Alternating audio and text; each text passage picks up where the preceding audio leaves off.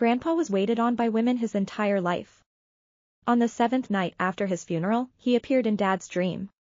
"Send your mother down to me soon. I'm going crazy down here alone." Dad didn't take it seriously. That very night, all the livestock on the farm died. The next day, Dad knelt tearfully by Grandma's bedside. "Mom, we can't afford Grandpa's haunting. Take pity on us and go join him." 1. I stared at my father in disbelief. "Grandma is still alive. How can you ask her to go be with a dead man?" Dad slapped me across the face. "He's your grandfather. Respect for the dead." "What do you know?" My ears rang from the blow. Dazed, I looked at Grandma, who sat on the bed crying. I remembered how Grandpa always treated her badly. He lived to be 70 and never did a day of housework.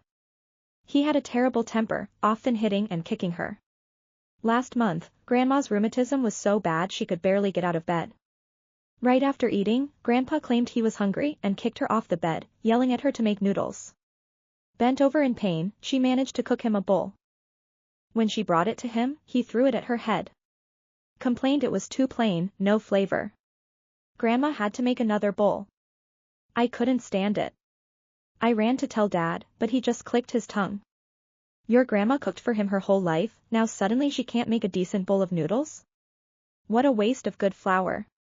After Grandpa died, I moved in to sleep with Grandma. During the day, when others were around, she'd dab at her eyes with a handkerchief. At night, when everyone left, she'd lock the door and sleep soundly. She'd finally gotten rid of him. 8 days of peace. Why would she give up her life to go back to his abuse? But Dad kept on. On the 7th night, Dad came to me in a dream. "He wants you to go take care of him. Mom, put yourself in his shoes. His grandma raised him, then you took over after marriage. He can't even cook porridge. Imagine how hard things are for him down there. You were together over 50 years. How can you bear to let him suffer alone?" Grandma buried her face in her hands, sobbing. Mom couldn't help whispering, "How can you force a living person to die because of a dream?" Dad backhanded her. "Shut up, woman. The chickens all died overnight. That's Dad's warning. If Mom doesn't go down soon, who knows what disaster will hit next." It was strange. A dozen chickens and ducks had died silently that night. Dad thought about cooking them, to cut our losses. But when he slit their throats, not a drop of blood came out. He was sure it was Grandpa's punishment. "Mom, you've lived 70 years. That's long enough. Go on down. We're broke. If Grandpa keeps this up, we'll starve." I couldn't take it anymore. I shouted. "It's Grandpa causing trouble. We should find someone to stop him. Make him disappear. Then he can't hurt anyone." Mom tried to cover my mouth. Dad kicked me across the room. "Ungrateful brat. Say that again and I'll kill you. Your grandpa is our ancestor. We should be burning incense for him, not plotting against him. Your grandma married into this family. She belongs to him in life and death. What's wrong with reuniting them?" Dad picked me up and threw me in the shed. Before locking the door, he tossed a rope at Grandma's feet. "Mom, decide quickly." 2. I went hungry all night. At dawn, I heard the lock click open. Grandma stood there, pressing a bowl of fragrant rice into my hands. "Eat quickly. I cooked it for you in secret." Tears filled my eyes. Mom was too scared of Dad to defy him. She hadn't dared let me out all night. But Grandma cared. She'd stolen the key, risked punishment, cooked for me. My nose stung. I scooped up a big mouthful. But as I chewed, something felt wrong. Normally the rice was firm, chewy. Today it was soft, mushy. It dissolved on my tongue like water. Suspicious, I spit it out. Looked closer. Gagged. They weren't rice grains. They were fat, white maggots. Grandma took the bowl to the light. Her hands shook. The bowl was mostly worms, few grains of rice. How? This is new rice. How did it get worms?" Dad stormed in, furious. Ignoring me, he dragged Grandma to the kitchen. Threw open the rice bin, pushed her toward it. Look. The whole bin was fine yesterday. Now it's full of worms. His tone made it sound like Grandma had put them there herself. When she just stood there stunned, he pressed. Mom, how long must we wait? Do we all have to starve before you're satisfied? Grandma's tears fell into the rice. She looked up, her cloudy eyes full of fear and pleading. I'm not ready to die. I don't want to die. Dad stamped his foot, helpless. This was a modern world. He couldn't just kill someone. Mom ventured timidly. Maybe ask Mrs. Wang to come? She might know something. Hope flickered. Mrs. Wang was the best fortune teller around. She'd known Grandma since childhood. She would help. Dad scowled, then went to fetch her. Grandma and Mom and I hauled the wormy rice outside to air dry. Soon, Mrs. Wang appeared in the yard, dressed in black. Her first words froze my blood. No other way. Your father's obsession runs too deep. Your mother must go down. 3. He's used to being waited on. Down there, he has to fend for himself. Can't even feed himself. Of course he's resentful. This is just chickens dying, rice going bad. Wait longer, and it'll be people. Dad asked anxiously. Why doesn't he just take her himself? Mrs. Wang glanced at him. Let him starve a few more days. Once his peaks, he'll have the power. Dad went pale. Will I be hurt? Mrs. Wang paused, then said coldly. You're his son. He might not kill you, but he'll blame you for failing him. A sickness, a broken leg? Easy enough. Dad turned to Grandma, his voice full of accusation. Hear that, Mom? You have to die either way. Why drag me and this family down with you? Grandma lowered her head, ashamed. I was furious.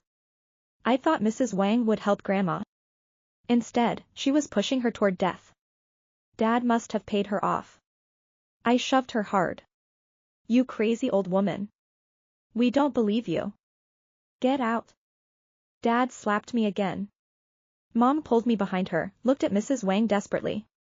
Isn't there another way? Can we burn paper servants for him? Let them attend him? Mrs. Wang sighed, shook her head. Ordinary people, yes. But not your father. He only wants your mother. She served him his whole life. No one else can replace her. Dad and Mrs. Wang stared at Grandma expectantly. Grandma wept harder, head bowed. I broke free from Mom, shoved Mrs. Wang again. Stop lying. Get out. I turned to Grandma. Grandma, don't listen to them. Don't fall for it. For my trouble, Dad locked me back in the shed. As the lock clicked, I heard Mrs. Wang say. A day as husband and wife is a lifetime of debt. Born in the same bed, buried in the same grave. It's always been this way. Don't worry. Let me talk to her. She's reasonable. She'll understand. Mrs. Wang led Grandma into the bedroom.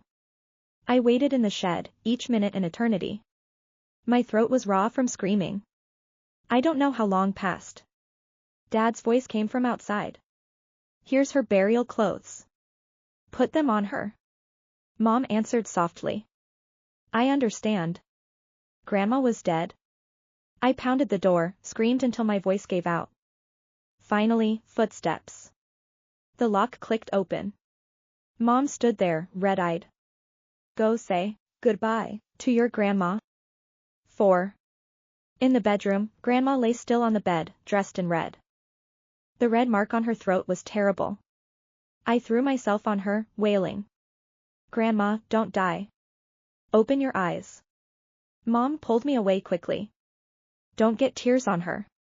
Tears are restless water. They'll bind her spirit. Let her go peacefully. Mrs. Wang, silent at the foot of the bed, suddenly came over and pulled me into her arms. One arm held me tight, the other wiped my tears. Don't cry, child. Everyone has their fate. Your grandma's good days are ahead. I felt sick. She was the reason Grandma was dead. Now she pretended to comfort me. Good days ahead? If death meant good days, why didn't she die? I struggled free. Mrs. Wang reached for me again, and I saw her quickly wipe the tears from her hand onto Grandma's clothes. Alarm bells rang. I shouted. Mom. She wiped her tears. Dad walked in. He looked at Grandma, shocked. I gave you burial clothes. Why is she in red? Mom looked helplessly at Mrs. Wang. Mrs. Wang released me, calm as ever. I told her to dress her in red. Your mother didn't die of old age. She can't wear burial clothes. Your father called her down. Down there, she'll have to enter his house again as a bride. Dad rubbed his hair in frustration. Fine, fine. Just get her in the coffin. Send her to Dad quickly. End this. Everyone's attention returned to Grandma. Mom screamed and collapsed. I looked. Joy flooded me. I rushed forward, stunned and thrilled. Grandma was alive. She'd sat up somehow, eyes wide open, staring straight at the door. Dad was pale, afraid to come closer. What's happening? I shook Grandma's sleeve desperately. She didn't move, still staring ahead. Mrs. Wang pulled me aside, helped Grandma lie back down. Leaned close, whispered something in her ear, gently closed her eyes. Grandma never woke again. Mrs. Wang smoothed her hair. Muscles cramp after death. Sitting up happens. Dad relaxed. Good. Now get her in the coffin. Don't miss the auspicious time. Mrs. Wang said Grandma was already on the road to the underworld. Soon she'd reunite with Grandpa. That night, no dogs barked, no cats meowed. The rice stopped spoiling. We kept vigil by Grandma's coffin until dawn. The villagers thought Grandma died of grief for Grandpa. By morning, a crowd gathered at the door. They carried her coffin up the mountain. I cried until I had no tears left. I watched them dig the grave next to Grandpa's. Watched them bury her beside him. Grandma had worked her whole life, endured her whole life. Even in death, she'd lie next to the man who'd tormented her. How hopeless. Her life had no end. No escape. 5. I left the crowd. Walked down the mountain alone, dazed. The road was long. I walked forever. Still no familiar village. Dark fell. I was lost. Hungry. Cold. Lost. And the person who loved me most in the world was gone. I collapsed. Wept helplessly. A pair of feet stopped in front of me. I looked up. Mrs. Wang. She wore bright red.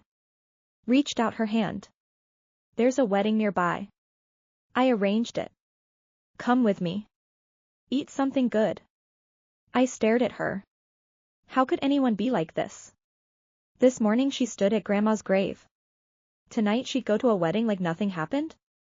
She was Grandma's best friend before Grandma married. I wanted to curse her.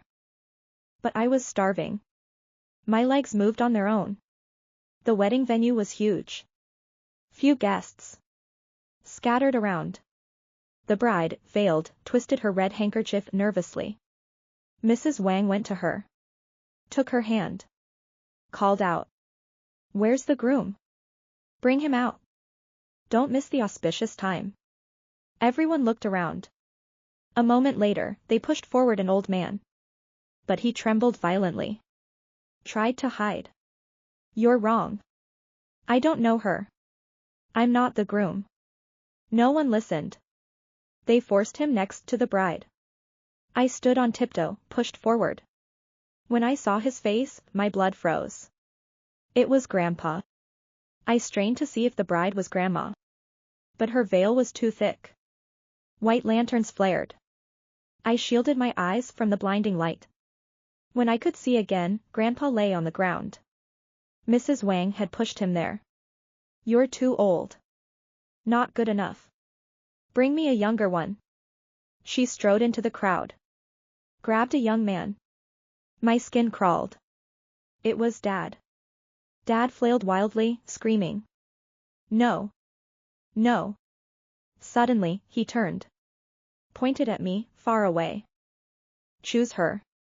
She's the best choice. Countless eyes turned toward me. My legs gave out. I couldn't run. I closed my eyes. Despair swallowed me.